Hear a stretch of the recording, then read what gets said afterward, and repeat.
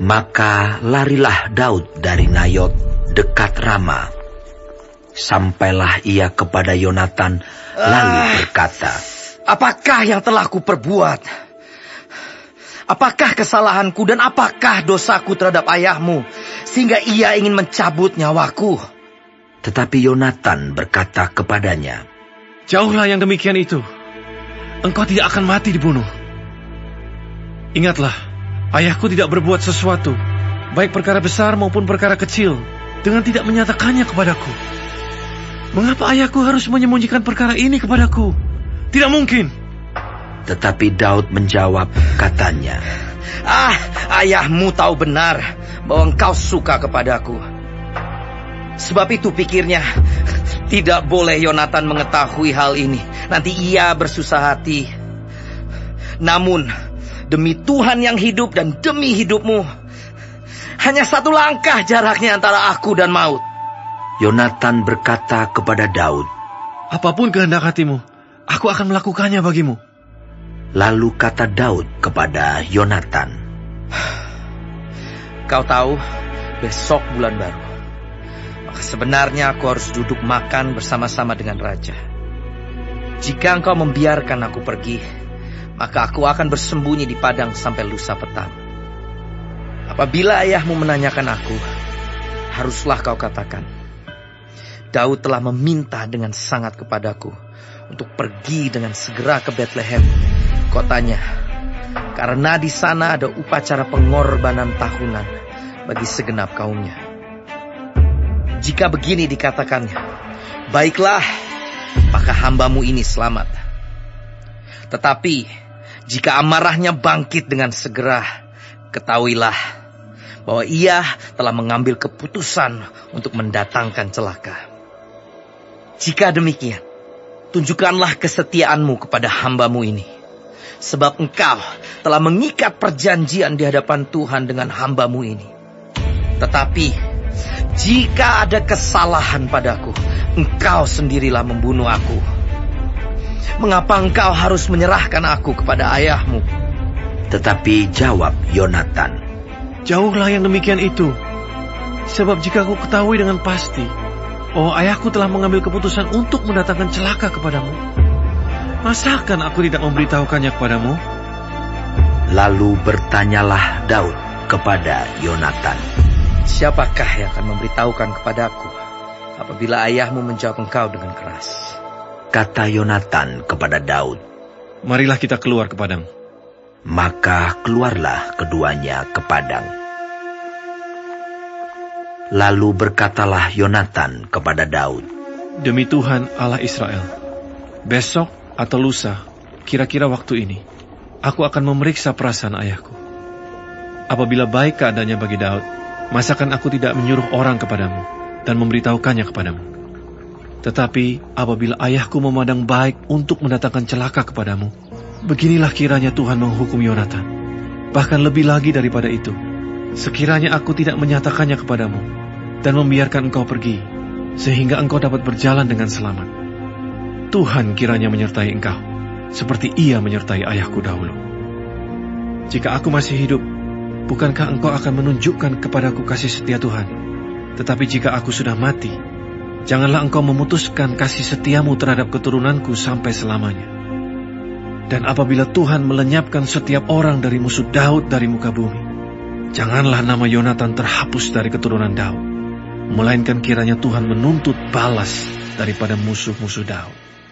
Dan Yonatan menyuruh Daud sekali lagi bersumpah demi kasihnya kepadanya, sebab ia mengasihi Daud seperti dirinya sendiri.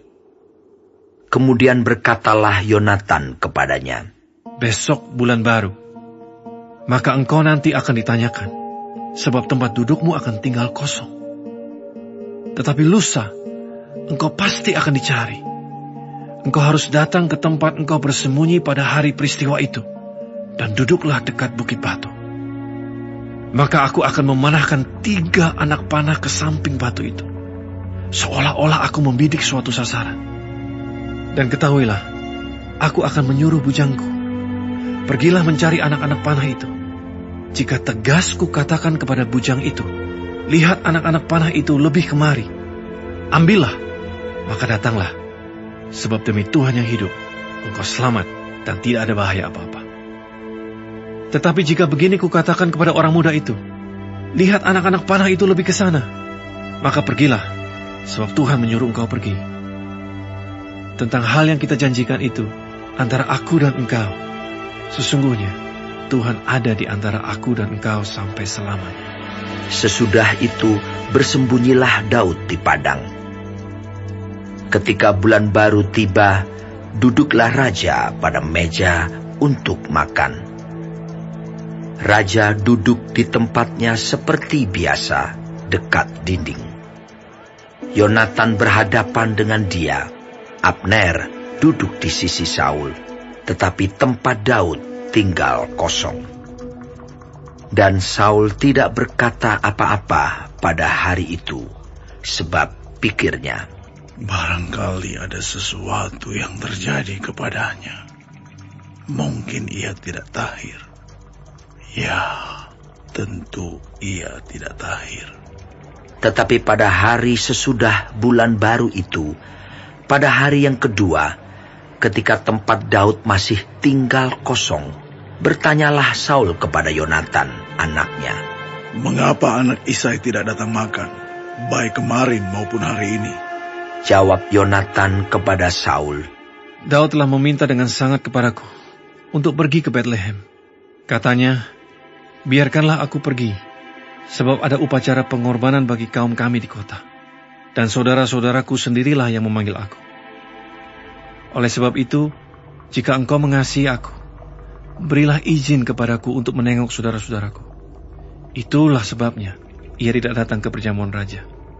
Lalu bangkitlah amarah Saul kepada Yonatan, katanya kepadanya, Anak sundal yang kurang ajar, bukankah aku tahu bahwa engkau telah memilih pihak anak Isai, dan itu noda bagi kau sendiri dan bagi perut ibumu?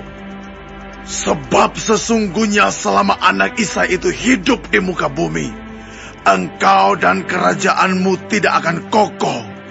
Dan sekarang, suruhlah orang memanggil dan membawa dia kepadaku, sebab ia harus mati. Tetapi Yonatan menjawab Saul ayahnya itu, katanya kepadanya, Mengapa ia harus dibunuh? Apa yang dilakukannya?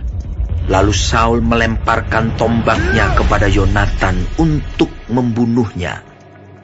Maka tahulah Yonatan bahwa ayahnya telah mengambil keputusan untuk membunuh Daud.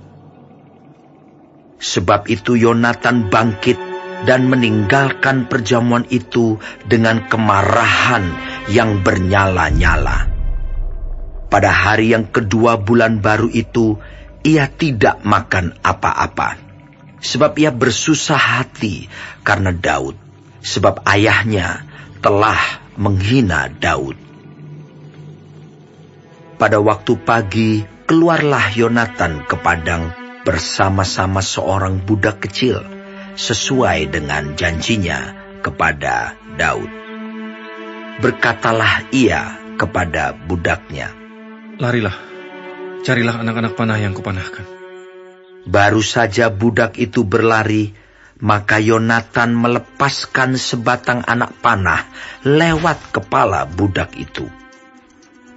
Ketika budak itu sampai ke tempat letaknya anak panah yang dilepaskan Yonatan itu, maka berserulah Yonatan dari belakang budak itu, katanya, Bukankah anak panah itu lebih ke sana? Kemudian berserulah Yonatan dari belakang budak itu, Ayo cepat, jangan berdiri saja.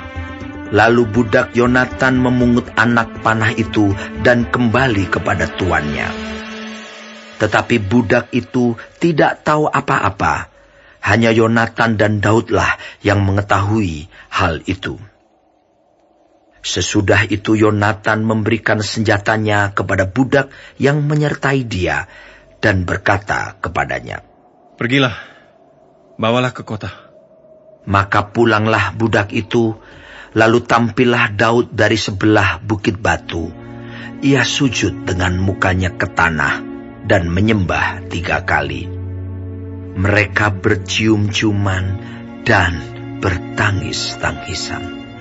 Akhirnya Daud dapat menahan diri. Kemudian berkatalah Yonatan kepada Daud, "Pergilah dengan selamat. Bukankah kita berdua telah bersumpah demi nama Tuhan?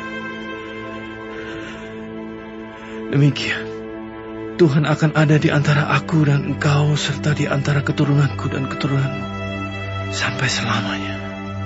Setelah itu, bangunlah Daud dan pergi, dan Yonatan pun pulang ke kota.